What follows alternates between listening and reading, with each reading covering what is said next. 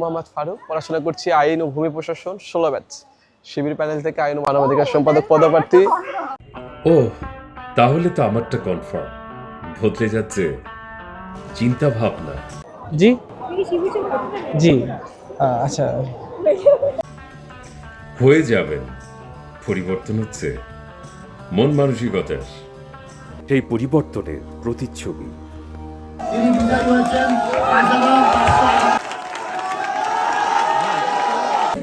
আব্দুল আলিম আরিফ।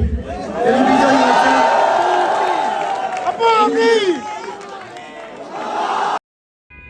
আরেকটা স্লোগান শুনেন,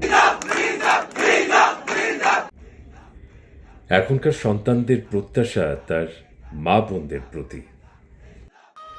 মুসলিম প্রধান এই দেশে এটা ছিল একেবারে অপ্রত্যাশিত।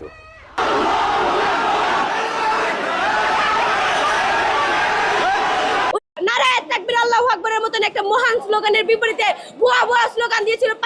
আল্লাহ তাআলা ইরশাদ করেন, নিশ্চয়ই আমি আদম সন্তানের মর্যাদা দান করেছি। সূরা আল ইসরা। সেই মর্যাদা আর সম্মানকে অক্ষুণ্ণ রেখে বিজয়ের বেশে আবারও সেই একই স্লোগান।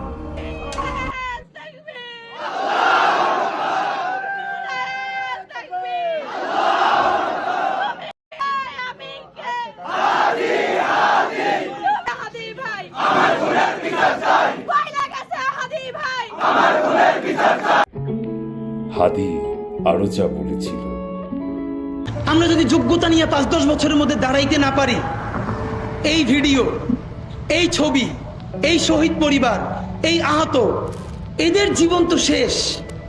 এদের পরবর্তী জেনারেশনকে পর্যন্ত কি ভয়ানক গণহত্যার শিকার হইতে হবে আমরা চিন্তাও করতে পারতেছি না।